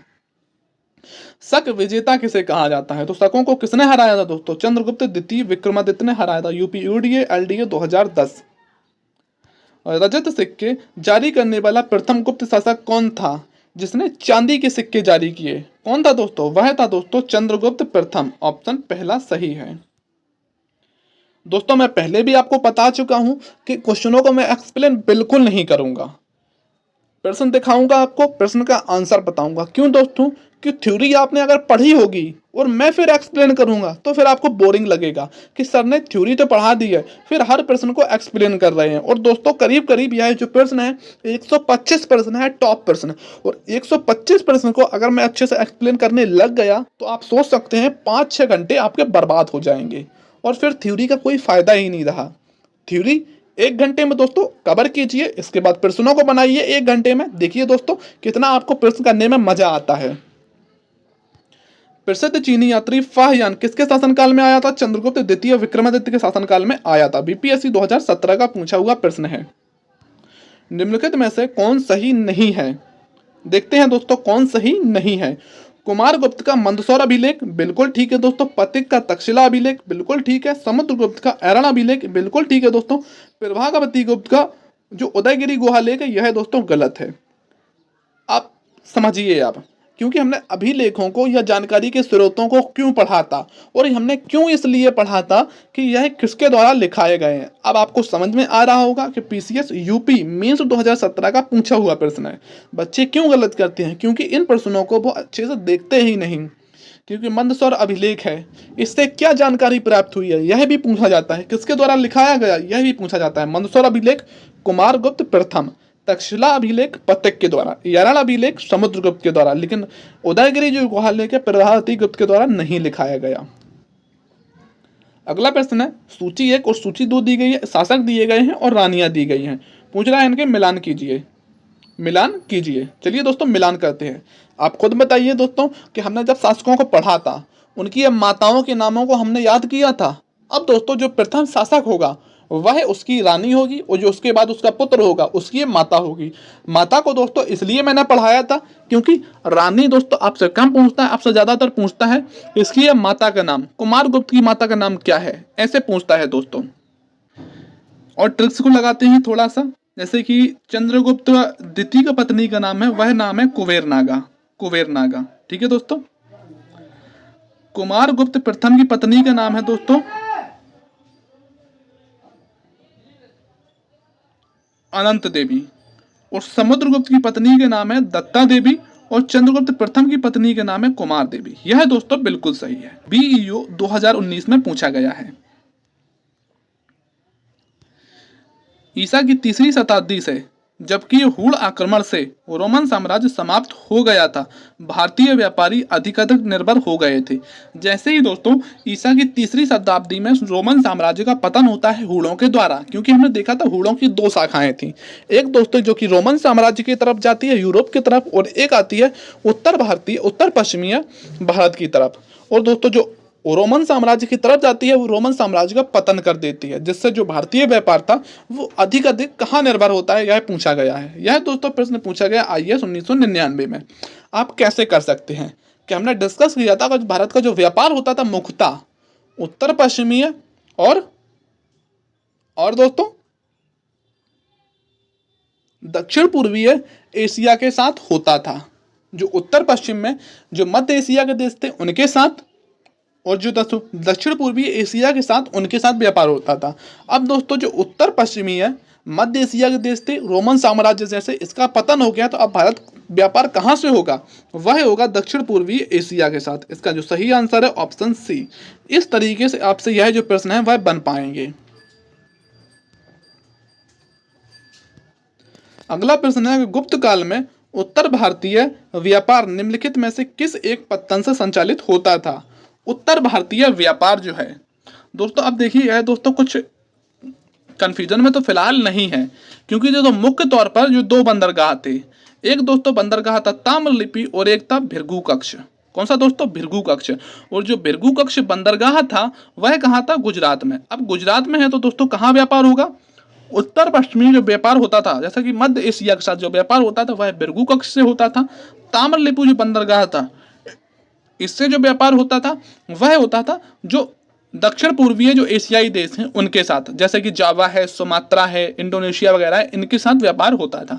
अब दोस्तों अगर आपको भृगु कक्ष देता तो गलत हो जाता, क्योंकि उत्तर भारतीय है, उत्तर भारतीय व्यापार में। अब दोस्तों भृगु कक्ष तो नहीं है, लेकिन ताम्रलिप्ति जो उत्तर मध्य एशिया उत्तर पश्चिम में, अब उत्तर की बात पश्चिम में तो हालांकि नहीं दिया गया, लेकिन उत्तर में भी भारत के उत्तर में जो व्यापार होता था मध्य एशिया से वह ताम्रलिप्ति बंदरगाह से होता था। यूपीपीसीएस 2014 आईएएस 1999 में पूछा गया मोस्ट इंपॉर्टेंट प्रश्न है। आप खुद बताएं दोस्तों कि अगर आपने थ्योरी को पढ़ा है तो आप प्रश्नों को बना पा रहे हैं या नहीं बना पा रहे हैं। यकीनन दोस्तों आप बना पा रहे होंगे। चलिए दोस्तों अन्य प्रमुख जो बंदरगाह हैं उनको देखते हैं। इस काल का प्रमुख बंदरगाह ताम्रलिप्ति था, जो कि कहाँ था दोस्तों, पूर्वी घाट पर, और पश्चिमी घाट पर जो था वह भृगु कक्ष था। अन्य प्रमुख बंदरगाह जैसे कि भड़ौच है, कंबो है आदि से उत्तर भारतीय व्यापार होता था, भड़ौच से और कंबे से। ठीक है दोस्तों, चलिए देखते हैं। भड़ौच तो हमें याद है कि भड़ौच जो कि भृगु कक्ष जो कि भड़ौच गुजरात में था, और एक कंबे और है। चलिए अगला प्रश्न देखते हैं। निम्नलिखित में से कौन सा बंदरगाह गुप्त काल में उत्तर भारतीय व्यापार के लिए उपयोग किया जाता था। उत्तर भारतीय व्यापार के लिए तो ताम्रलिप्ति बंदरगाह सही हो जाएगा। अगला प्रश्न है दोस्तों, बीपीएससी देख सकते हैं आप, लेटेस्ट प्रश्न है बीपीएससी 2019 का, क्योंकि हिस्ट्री में दोस्तों चेंज होने को कुछ तो है ही नहीं, वही प्रश्न है, वही एग्जामिनर बार बार पूछता है। अच्छा प्रश्न है दोस्तों यह, आप करेंगे तो आपको मजा आएगा कि निम्नलिखित में से कौन सी बंगाल की खाड़ी में एक उत्कृष्ट आरंभिक समुद्रीय इतिहास की सबसे विश्वसनीय व्याख्या हो सकती है। निम्नलिखित में से कौन सी बंगाल की खाड़ी की एक उत्कृष्ट आरंभिक समुद्रीय इतिहास की सबसे विश्वसनीय व्याख्या हो सकती है। तो देखते हैं ऑप्शंस को। प्राचीन काल तथा मध्य काल में भारत के पास दूसरों की तुलना में अच्छी उत्तम पोत निर्माण तकनीक थी। तो बिल्कुल गलत है दोस्तों, कि हमने डिस्कस किया था, तो अच्छी एक उन्नत जो पोत निर्माण की जो तकनीक थी वह किनके पास थी, जो दक्षिण पूर्वी जो एशियाई देश थे, जावा, सुमात्रा है, इनके पास, जो द्वीप समूह वाले देश थे, इनके पास अच्छी पोत निर्माण की तकनीक थी। इस उद्देश्य के लिए दक्षिण भारतीय शासकों ने व्यापारियों, ब्राह्मण पुजारियों तथा बौद्ध भिक्षुओं को सदा संरक्षण दिया। अब दोस्तों होता क्या है, यह लिखा है सदा संरक्षण। सदा संरक्षण कहते या केवल जैसे शब्दों का जब उपयोग किया जाता है, या सदा यानी कि एक ही तरफ जब ऑप्शंस का एक ही तरफ को झुकाव होता है, तो जो भी प्रश्न होते हैं यह तर्क को कमजोर करते हैं और यह जो गलत होते हैं। ऑप्शन बी भी गलत है, क्योंकि सदा संरक्षण दिया तो सदा संरक्षण नहीं दिया। हालांकि जो प्रमुख शासक आए उन्होंने संरक्षण तो दिया है, लेकिन सदा संरक्षण नहीं रहा। बंगाल की खाड़ी में चलने वाली मानसून हवाओं ने समुद्री यात्राओं को सुगम बना दिया। हाँ दोस्तों, यह सही है, क्योंकि बंगाल की खाड़ी में जो मानसूनी हवाएं चलती थी उनसे जो होता था दक्षिण पूर्वीय एशिया के साथ व्यापार अच्छा होता था, यानी कि व्यापार को सुगम बना दिया था। और इस संबंध में ऑप्शन ए और बी दोनों विश्वसनीय है, तो दोस्तों यह गलत है। लेकिन मैं यकीन से दोस्तों आपसे कह सकता हूँ कि आप में से जो ज्यादा लोग लगाएंगे आंसर, वह लगाएंगे दोस्तों किसको, वह लगाएंगे ऑप्शन डी को, लेकिन जो कि बिल्कुल गलत है। आईएएस 2011 में पूछा गया प्रश्न, इसका जो सही आंसर है ऑप्शन सी सही हो जाएगा। इसलिए कहते हैं कि तुक्काबाजी आप ना करें, तर्क का उपयोग करें। प्राचीन भारत में देश की अर्थव्यवस्था में अत्यंत महत्वपूर्ण भूमिका निभाने वाली ये श्रेणी संगठन के संदर्भ में निम्नलिखित में से कौन सा सही है। इंपॉर्टेंट है दोस्तों, जैसा कि मैं पहले भी कह चुका हूं, जैसे जैसे हम आगे बढ़ते जाएंगे लेवल टफ होता चला जाएगा और लास्ट में लेवल थोड़ा सा डाउन होगा, ताकि आपको कॉन्फिडेंस आए, आपको ऐसा ना लगे कि कितने टफ हो सकते हैं प्रश्न। लास्ट में टफ लेवल जाएंगे दोस्तों, बिल्कुल आईएएस लेवल के टॉप अच्छे प्रश्नों को देखेंगे, इसके बाद लेवल फिर डाउन करेंगे, ताकि आपको कॉन्फिडेंस आए और आपको आनंद आता रहे। श्रेणी हमने डिस्कस किया था कि श्रेणी क्या होती है। चलिए दोस्तों देखते हैं कि प्रत्येक श्रेणी राज्य की एक केंद्रीय प्राधिकरण के साथ पंजीकृत होती थी और प्रशासनिक स्तर पर राजा उसका प्रमुख होता था। श्रेणी का प्रमुख दोस्तों राजा नहीं होता था, यह गलत है। दूसरा है श्रेणी है वेतन काम करने के नियमों, मानकों और कीमतों को सुनिश्चित करती थी। हाँ बिल्कुल ठीक है दोस्तों, सुनिश्चित करती थी। तीसरा दोस्तों है श्रेणी अपने सदस्यों को न्यायिक अधिकार होता था और निम्नलिखित कोटों से सही उत्तर दीजिए। तो दोस्तों जो श्रेणी के द्वारा ही अपने सदस्यों का वेतन है, काम है, नियम है, सभी श्रेणी डिस्कस करती थी और उन पर इसका न्यायिक अधिकार भी होता था। तो 2 और 3 सही हो जाएगा। 2 और 3 किस में है, ऑप्शन सी में है। 2 और 3 करेक्ट हो गया। आईएएस 2012 का पूछा हुआ प्रश्न है। आपने अगर श्रेणी को अच्छे से पढ़ा होगा तो दोस्तों आप यकीनन आराम से इस प्रश्न का आंसर लगा पाएंगे।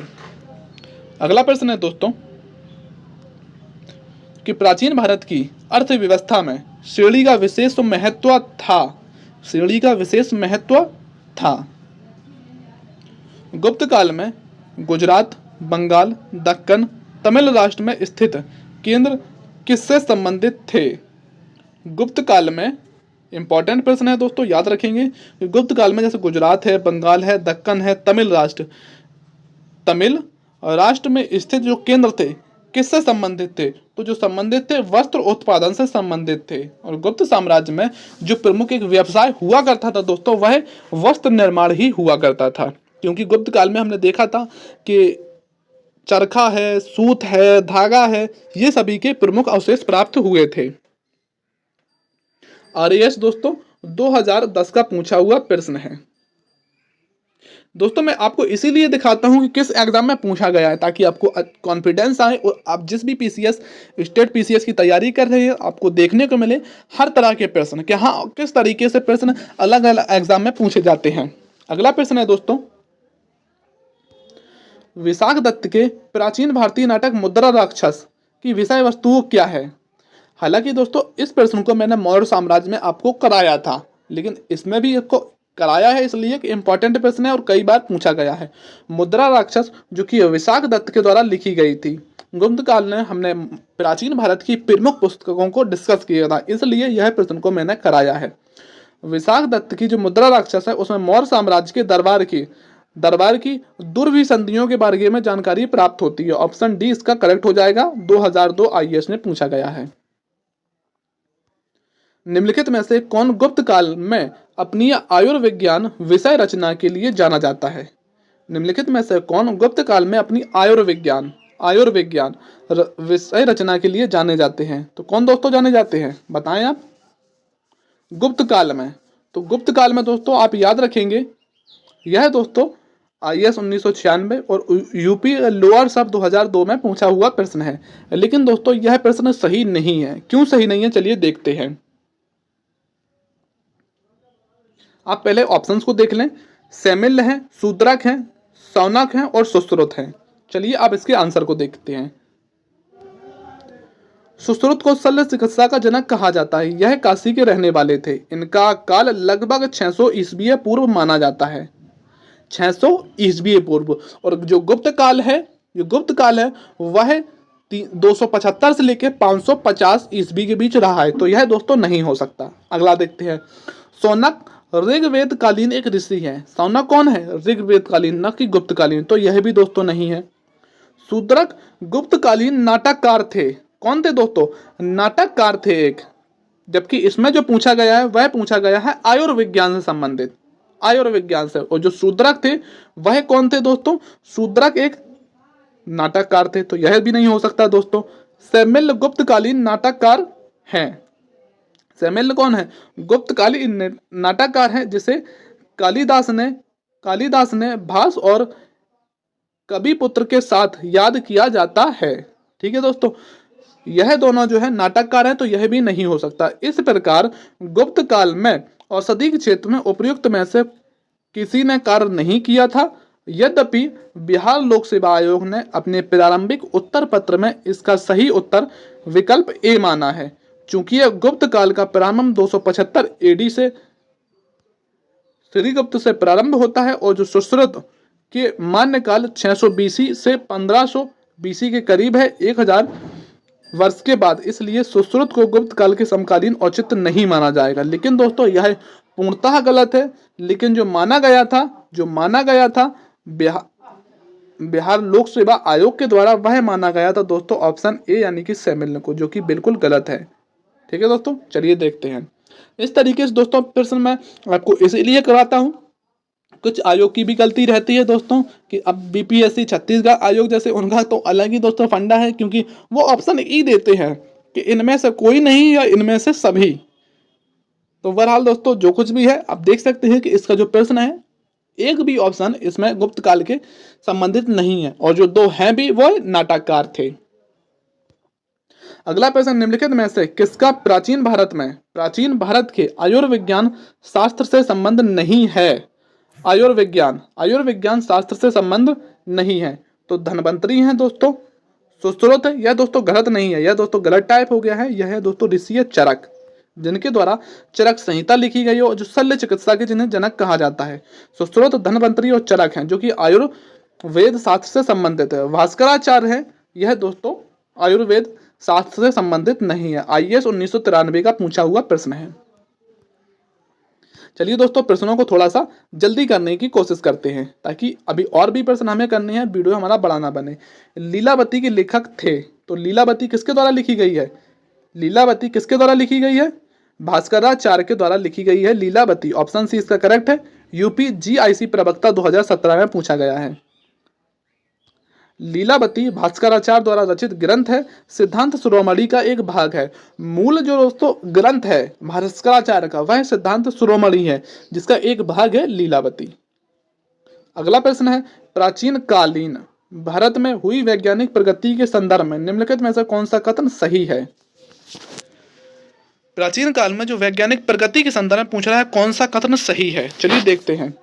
प्रथम शती ईस्वी में विभिन्न प्रकार के विशिष्ट शल्य औजारों का उपयोग आम था। तो हाँ दोस्तों, क्योंकि जो अगले जो ऋषि थे जिनके बारे में अभी हमने डिस्कस किया था, सुश्रुत को शल्य चिकित्सा का जनक कहा जाता। तो ऑप्शन पहला बिल्कुल सही है। दूसरा है, तीसरी सदी ईस्वी के आरंभ में मानव शरीर के आंतरिक अंगों का प्रत्यारोपण शुरू हो चुका था। तो दोस्तों यह गलत है, क्योंकि तीसरी शताब्दी में मानव के आंतरिक अंगों का प्रत्यारोपण शुरू नहीं हुआ था। वैसे भी आप कॉमन सेंस से भी इसको गलत कर सकते थे। तीसरा है, 5वीं सदी ईस्वी में कोण के ज्या का सिद्धांत ज्ञात था। तो हाँ दोस्तों बिल्कुल ठीक है, हमने डिस्कस भी किया था कि किसके द्वारा कॉस ज्या साइन ज्या के सिद्धांत दिए जाते हैं, इन सभी को डिस्कस अच्छे से किया था। 7वीं शताब्दी ईस्वी में चक्रीय चतुर्भुज का सिद्धांत ज्ञात था। बिल्कुल दोस्तों, जो कि वारामिहिर के द्वारा दिया जाता है। तो इसका पहला, तीसरा और चौथा सही है, दूसरा गलत है। एलिमिनेशन से आप आराम से कर सकते थे।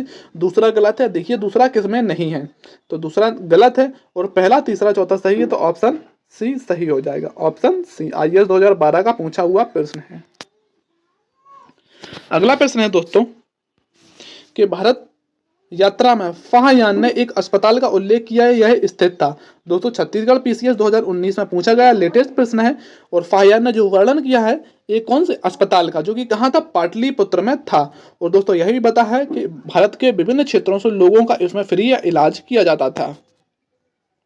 अगला प्रश्न है, चंद्रगुप्त के 9 रत्नों में से निम्न में से कौन ज्योतिष फलित ज्योतिष से संबंधित था।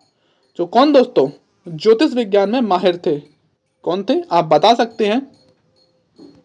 इसका जो दोस्तों सही आंसर है वह है ऑप्शन सी, छपड़क जो थे वह ज्योतिष शास्त्र से संबंधित थे। यूपी लोअर सब स्पेशल प्री 2008 का पूछा हुआ प्रश्न है। कालिदास किसके शासनकाल में थे, तो कालिदास किसके शासनकाल में थे, चंद्रगुप्त विक्रमादित्य के 9 रत्नों में एक थे। 1990 एमपीपीएससी में पूछा गया है। अगला प्रश्न है, इनमें से किसने पहली बार यह व्याख्या की थी कि पृथ्वी अपनी धुरी पर घूमती है, पृथ्वी गोल है और सूर्यास्त सूर्योदय का जो कारण बताया था वह किसने बताया था, वह बताया था दोस्तों आर्यभट्ट ने। किसमें, आर्यभट्ट ने बताया था। अपने आर्यभट्टियम में एक ग्रंथ लिखा था और एक सूर्य सिद्धांतिका लिखा था। सूर्य सिद्धांतिका में इन सभी का वर्णन किया था। बीपीएससी 2018 में पूछा गया है। और जितने भी अन्य जो प्रश्न बन सकते हैं उनको हमने थ्योरी में अच्छे से एक्सप्लेन किया है। मैं दोस्तों पहले भी बता चुका हूँ, अब भी बताता हूँ। क्वेश्चन मैं दोस्तों बिल्कुल एक्सप्लेन नहीं करूंगा। आप देखते हैं क्वेश्चन करने में ही हमें, सिर्फ प्रश्न करने में करीब करीब 1-1.5 घंटा हो जाता है। अगर एक्सप्लेन करने लगा तो और बड़ी वीडियो बनेगी और प्रश्न करने का फिर कोई फायदा नहीं रहेगा हमारे। अगला प्रश्न है कि अधोलिखित में कौन गुप्तकालीन स्वर्ण मुद्रा है। स्वर्ण मुद्रा हमने आप याद करिए कि हमने जो पहला पार्ट देखा था, हमने जो साक्ष्यों को देखा उसके पुरातात्विक साक्ष्यों में सिक्कों में जो स्वर्ण मुद्रा है उसे क्या कहा जाता था, उसे दीनार कहा जाता था। क्या कहा जाता था, दीनार। कौड़ी जो थे, कौड़ी दैनिक दिनचर्या में कौड़ियों का उपयोग किया जाता था। अब आप बताएं दोस्तों कि पढ़ को हमने कहाँ पर पढ़ा था, पढ़ को हमने कहाँ पर पढ़ा था। यूपी पीसीएस 1992 में पूछा गया प्रश्न है। अगला प्रश्न है कि गुप्त स्वर्ण मुद्रा को कहा जाता था, क्या कहा जाता था, दीनार कहा जाता था। आरओ 2017 का पूछा हुआ प्रश्न है। गुप्तकालीन रजत मुद्राओं को नाम दिया जाता था। रजत मुद्राओं को दोस्तों क्या कहा जाता था, रूपक कहा जाता था। क्या, रूपक। और जो ताम्र मुद्रा होती थी उन्हें करसापण कहा जाता था। सोने की मुद्रा को दीनार कहा जाता। आईएएस 1996 लोअर सब प्री स्पेशल 2002 में पूछा गया प्रश्न है।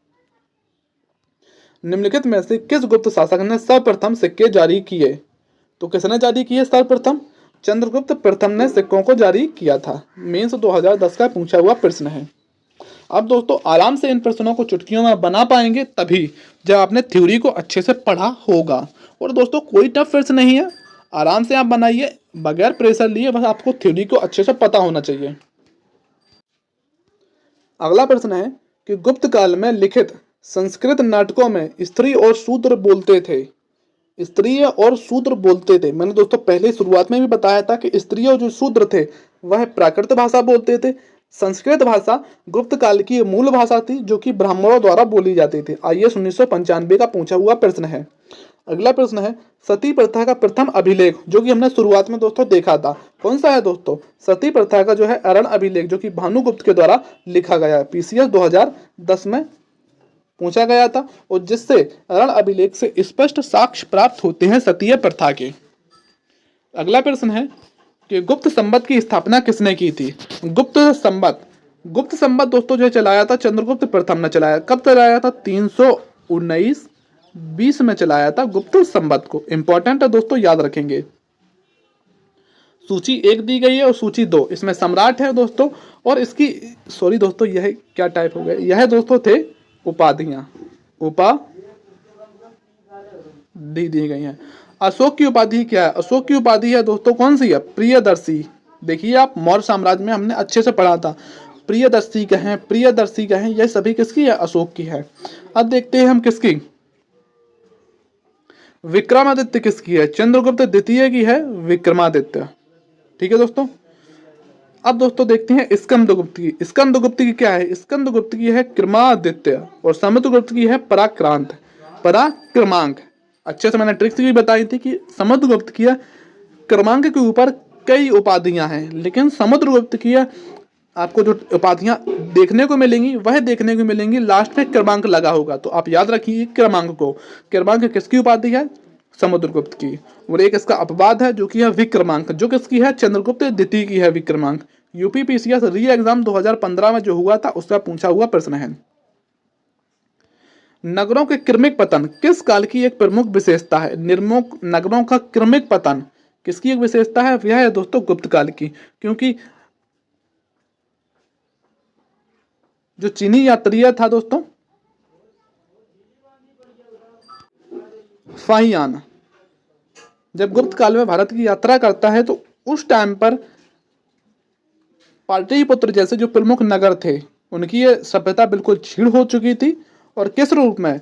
ग्रामीण क्षेत्रों के रूप में भी यह उभर कर आने लगे थे। इसी को नगरों के पतन को ही गुप्त काल के पतन का प्रमुख कारण माना जाता है। बीपीएससी 1995 में पूछा हुआ प्रश्न है। अगला प्रश्न देखते हैं। किस वंश ने मंदिरों एवं ब्राह्मणों को सबसे अधिक ग्राम अनुदान में दिया था? ग्राम अनुदान देने की जो प्रथा शुरू की थी वह दोस्तों शुरू की थी सातवाहनों ने, लेकिन सर्वाधिक जो दान दिया वह दिया गुप्त वंश के शासकों ने। ऑप्शन है पहला सही है। बीपीएससी 1994 में पूछा हुआ प्रश्न है। प्राचीन भारत में किस वंश का शासनकाल स्वर्ण युग कहा जाता है? तो किसका? गुप्त काल का।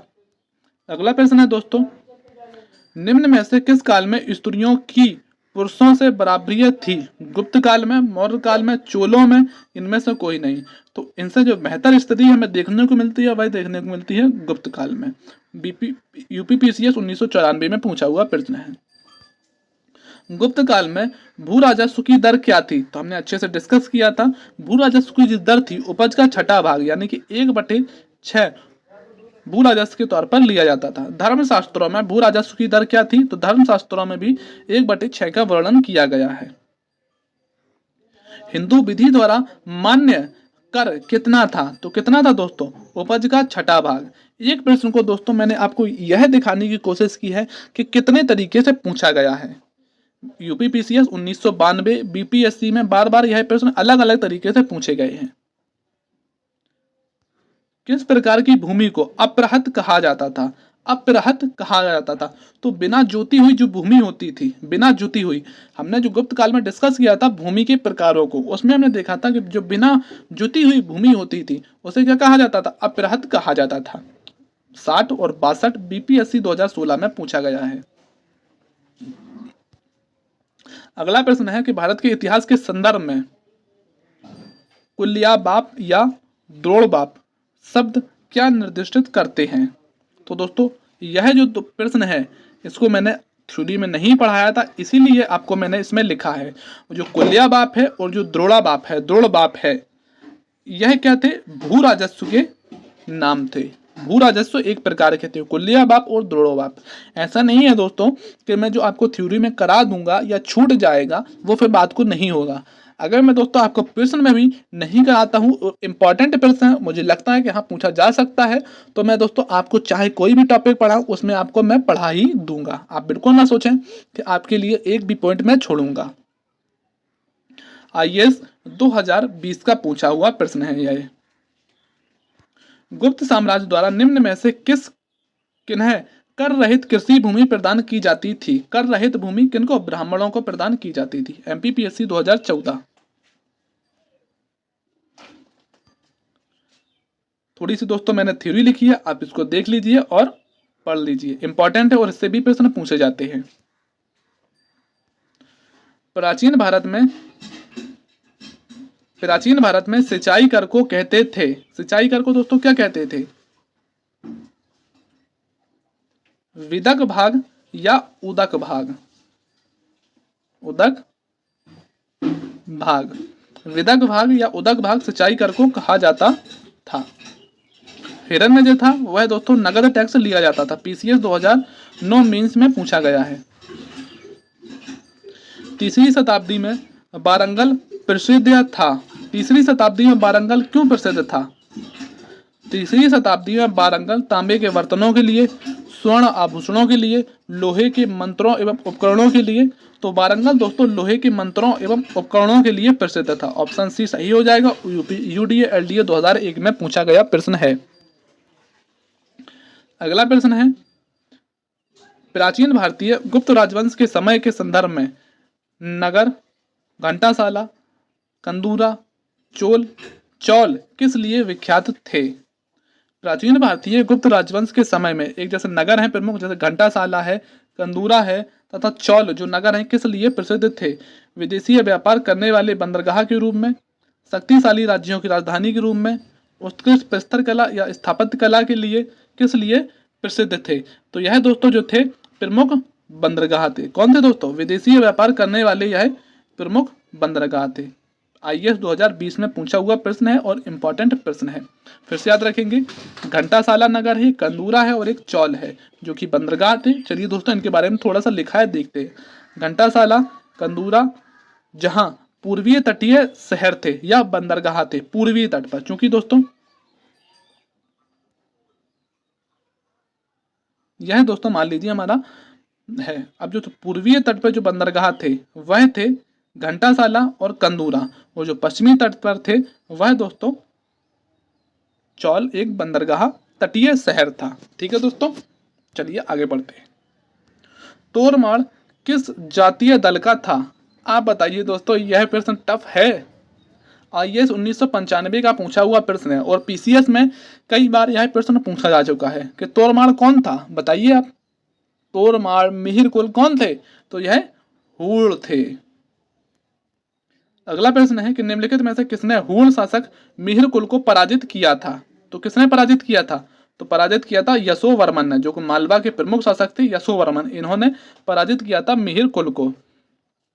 थोड़ा सा दोस्तों अब यहाँ पर आप देख लीजिए कि दोस्तों मैंने आपको जब गुप्त साम्राज्य में पहला पार्ट बताया था तो मैंने आपको बताया था कि यशोवर्मन और नरसिंह गुप्त, जिन्हें बालादित्य कहा जाता है, नरसिंह गुप्त बालादित्य को किसने? मिहिर कुल ने पराजित किया था। यह दोस्तों मैंने गलत वहां पर आपको बता दिया था, तो आप अभी सुधार कर लें, क्योंकि मैं दोस्तों हो सकता है कि मैंने बताने में थोड़ी सी लिखा मैंने सही हो, लेकिन पढ़ाने के टाइम पे होता क्या है दोस्तों, पढ़ाते कहीं पे हैं और कुछ चीज़ें आगे की याद रखनी होती। इस टाइम पे थोड़ी सी गलती की वजह से यह गलत हो गया, तो आप सुधार कर सकते हैं कि चीनी यात्री हुएंगसांग मंदसौर हुएंगसांग के मंदसौर लेख से यह साक्ष्य से ज्ञात होता है कि सर्वप्रथम गुप्त नरेश नरसिंह गुप्त बालादित्य तत्पश्चात मालवा नरेश यशोधर्मन द्वारा मिहिर कुल को बुरी तरह पराजित किया गया था, और मैंने आपको इसका उल्टा बता दिया था। तो यह दोस्तों आप सुधार कर ले।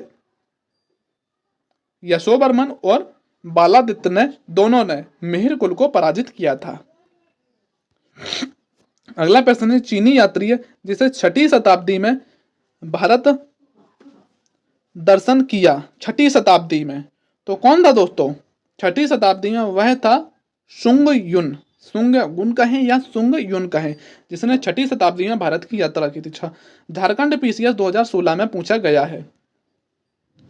चीनी यात्री सुंग युन ने 518 ईस्वी में भारत आया। उसने अपनी 3 वर्ष की यात्रा की और बौद्ध धर्म की प्रतिक्रिया एकत्रित की। हमने दोस्तों जब जानकारी के विदेशी स्रोतों का पढ़ा था तो हमने अच्छे से डिस्कस किया था। तो जो सुंग युन था, सुंग युन जो था, भारत की यात्रा कब की थी? तो 518 में आया था। अब इसके करीबी देखिए आप कौन सा है, तो 515 से 520, यह ऑप्शन ए करेक्ट हो जाएगा। बीपीएससी 2016 में पूछा हुआ प्रश्न है। अगला प्रश्न है कि निम्नलिखित कथनों को ध्यानपूर्वक पढ़िए। पहला है, गुप्त सम्राट स्वयं के लिए देवीय अधिकारों का दावा करते, तो पहला बिल्कुल ठीक है, जबकि मौर्य वंशी शासक थे, देवीय शक्ति का दावा नहीं करते थे। उनका प्रशासन नितांत केंद्रित था। दोस्तों गलत है यह, केंद्रित प्रशासन था वह मौर्य राजवंश का था, लेकिन गुप्तों का पतन का जो प्रमुख कारण माना जाता है प्रांत का जो सामंतीय ढांचा था उसे ही माना जाता है, तो केंद्रीय प्रशासन नहीं था। दूसरा गलत हो गया। उन्होंने भूमि दान की परंपरा को विस्तारित किया, तीसरा सही है। पहला और तीसरा सही है, देखिए किसमें है, पहला और तीसरा है ऑप्शन सी में, यह सही हो जाए। छत्तीसगढ़ पीसीएस 2008 में पूछा गया है। यह सभी प्रश्न दोस्तों आप आराम से इजीली बना पाएंगे दोस्तों जब आपने थ्योरी की उन 3 वीडियो को देखा होगा। तो मेरे भाई अगर आपने अभी तक नहीं देखा है तो प्लीज़ उन 2 3 वीडियो को जरूर देखिए, भले ही आप स्पीड में देखिए, जैसे भी देखिए, देख लेंगे आप। अगर आपने एक बार पढ़ भी लिया है और दोबारा आप पढ़ेंगे तो आपको बहुत सी चीज़ें नई देखने को मिलेगी और सभी प्रश्नों को फिर आप बना पाएंगे आराम से। गुप्त काल के दौरान भारत में बलात् श्रम के संदर्भ में निम्नलिखित में से कौन सा कथन सही है? जैसे मैं पहले भी कह चुका हूं दोस्तों, जैसे जैसे हम आगे बढ़ेंगे क्वेश्चंस का लेवल टफ होगा। बलात् श्रम के संदर्भ में निम्नलिखित में से कौन सा कथन सही है? इसे राज्य के लिए आय का एक स्रोत, जनता द्वारा दिए जाने वाला एक प्रकार का कर माना जाता था। यह दोस्तों बिल्कुल ए सही है। अन्य जो है, यह गुप्त साम्राज्य के मध्य प्रदेश कड़ियावाड़ क्षेत्र में पूर्णतः अविद्यमान था, तो गलत है दोस्तों। बलात् श्रम साप्ताहिक मजदूरी के हकदार होता था, गलत है। और चौथा भी गलत है। इसका जो सही आंसर है ऑप्शन ए सही है। इसे राज्य के लिए आय का एक स्रोत माना जाता था और जनता द्वारा दिए जाने वाला एक प्रकार का यह कर था, जो कि IAS 2019 में पूछा गया है। शतरंज के खेल का उद्भव हुआ, बिल्कुल दोस्तों इजी प्रश्न है। कब हुआ दोस्तों? शतरंज का खेल का जो उद्भव हुआ है वह हुआ है दोस्तों भारत में और गुप्त काल में, विशेषली भारत में हुआ और गुप्त काल में हुआ। वर्तमान स्वरूप का शूद्रक द्वारा लिखित मृच्छकटिकम का विषय था। मृच्छकटिकम का विषय क्या था दोस्तों? मृच्छकटिकम का जो विषय था, एक धनी व्यापारी और एक गणिका की पुत्री की प्रेम कथा। तो ऑप्शन ए दोस्तों बिल्कुल सही है। मृच्छकटिकम का जो विषय था वह एक धनी व्यापारी और एक गणिका की पुत्री के प्रेम कथा का इसमें वर्णन किया गया था। 2003 में पूछा गया है यह। इस ग्रंथ में चारुदत्त नामक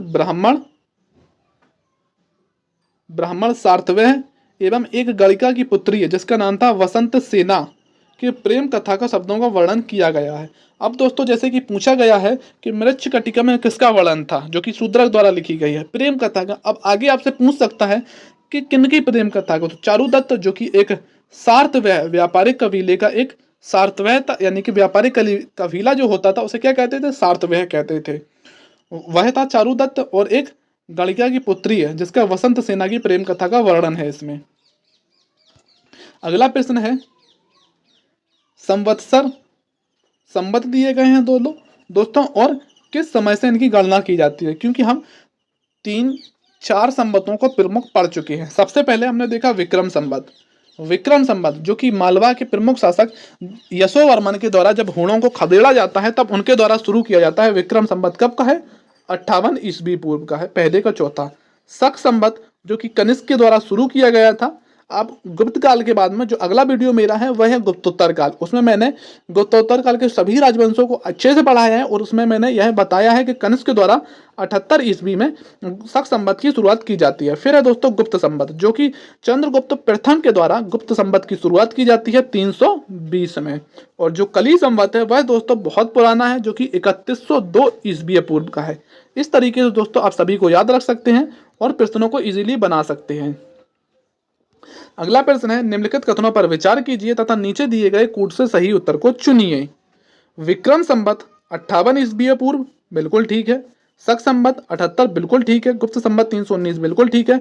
भारत में मुसलमान शासन का युग 1192, यह भी ठीक है, क्योंकि दोस्तों 1191 में तराइन का पहला युद्ध होता है जिसमें पृथ्वीराज मोहम्मद गौरी को हराते हैं। लेकिन जो तब 1192 में दूसरा युद्ध होता है तराइन का, उसमें दोस्तों होता क्या है कि मोहम्मद गौरी पृथ्वीराज को चौहान को हरा देते हैं और वहीं से दोस्तों हमें मुसलमानों का शासन देखने को मिलता है।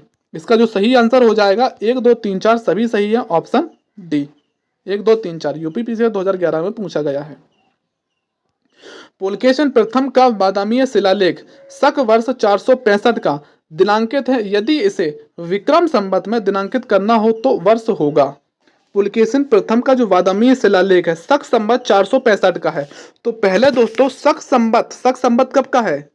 शक संवत है कितने का दोस्तों आप बताएं? शक संवत जो कि 78 ईस्वी में कनिष्क के द्वारा शुरू किया गया था। अब इसको दोस्तों कह रहे हैं विक्रम संवत में बताइए कि कितना होगा। फिर इसमें हम जोड़ेंगे कितना? विक्रम संवत 58।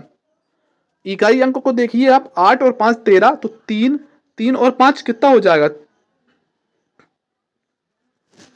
फिर से देखते हैं दोस्तों, 8 और 16, 8 और 8 16, 8 और 8 16 और 6 5 11, यानी ये इकाई अंक में 1 आएगा। तो किसमें है? ऑप्शन पहले में है। तो 601 सही हो जाएगा। आईएएस दोस्तों 1997 का पूछा हुआ प्रश्न है। आप इस प्रश्न को बार बार करिए और समझने की कोशिश करिए, क्योंकि दोस्तों इसमें पूछ रहा है कि पुलकेशन प्रथम का जो बादामी शिलालेख है, सबसे पहली बात बादामी शिला किसका है? पुलकेशन प्रथम का है। ठीक है दोस्तों, का शक वर्ष 465 का दिनांक है। शक वर्ष में 465 का है, और शक वर्ष दोस्तों कब की है? 78 की, जिसे कनिष्क के द्वारा। और इसे विक्रम संवत में दिनांकित करना है, तो इसमें 78 तो जोड़ना ही पड़ेगा, साथ में 58 भी हमें जोड़ना पड़ेगा, तब आएगा दोस्तों 601। यह सही आंसर हो जाएगा। इंपॉर्टेंट है, समझने की कोशिश करिए दोस्तों। एक चालुक्य अभिलेख के तिथीय अंकन में शक संवत 556 दिया हुआ है, इसका तुल्य वर्ष है।